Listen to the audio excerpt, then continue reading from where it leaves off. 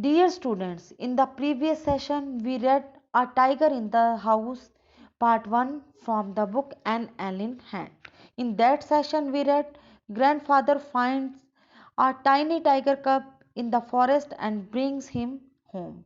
Grandmother calls him Timothy and brings him up like a human child. Timothy is playful and naughty. His companions are monkey and puppy. Let us start its part 2. Open your books at page number 60. As Timothy grows up, he becomes less friendly and rather dangerous. Grandfather decides to transfer him to the zoo. 6 months later, grandfather pays Timothy a visit. Timothy is happy to see grandfather, or is he? One day, one of these days, declared grandmother in her prophetic manner, we are going to find Timothy sitting on Mahmud's bed and no sign of the cook except his clothes and shoes.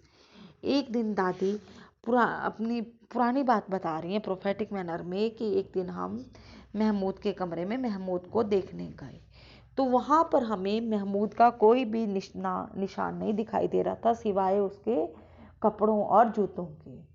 और Timothy उसके bed पर लेटा हुआ था, परंतु Timothy ने उसे नहीं खाया था। Of course it never came to that, but when Timothy was about 6 months old, a change came over him. उसने उसे खाया तो नहीं था, परंतु जब वो 6 महीने का हुआ तो उसमें परिवर्तन आने शुरू हो गए थे, उसमें अंतर आ गया। वो था पहले वाले टिमोथी में भी और बाद वाले में। ही ग्रू स्टेडीली लेस फ्रेंडली। और वो पहले की तरह मित्रतापूर्वक व्यवहार नहीं करता था और अब उसमें एक क्रूरता आ गई थी। When out of a walk with me, he would try to steal away to stalk a cat or someone's pet dog. और जब वो मेरे साथ वॉक के लिए जाता था तो वो हमेशा किसी बिल्ली या किसी के पालतू कुत्ते को चुराने की ताक में रहता था।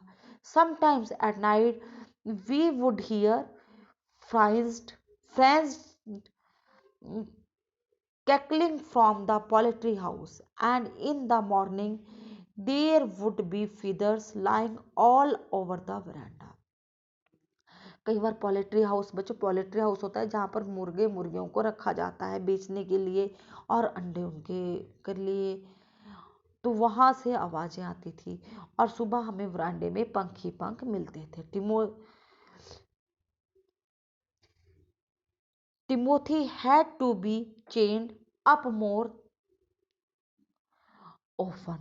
अब अधिकतर उसको चेन से ही बांधा जाता था, अब उसको खुला नहीं रखते थे। And finally when he began to stalk Mahmood about the house with what looked like villainous intent, grandfather decided it was time to transfer him to a zoo. और अब वो महमूद को एक विलियंस दुश्मन की तरह देखता था, शत्रु की तरह उसको देखता था। और तब दादाजी ने ये डिसाइड किया कि उसको चिड़ियाघर में भेज देना चाहिए, reserving a first class compartment for himself and Timothy. No one would share a compartment with them. और उन्होंने पहले ट्रेन का पहली क्लास का मतलब कंपार्टमेंट बुक कराया और किसी को भी उस कंपार्टमेंट में शेयर नहीं कराया, मतलब कोई और नहीं आ सकता, सिर्फ दादाजी और वही गए। Grandfather took him to Lucknow where the Jew authorities were only too glad to receive as a gift a well-fed and fairly civilized tiger. अब उसको वो दादाजी लखनऊ के चिड़ियाघर में लेके चले गए। वहाँ पर सभी उसकी अच्छी आदतों से और सिविलाइज्ड है इन चीज़ों से बड़े खुश हुए और उन्हें गिफ्ट के तौर पर मिल रहा है वो। About 6 months later, when my grandparents were visiting relatives in Lucknow, grandfather took the opportunity of calling at the zoo to see how Timothy was getting on.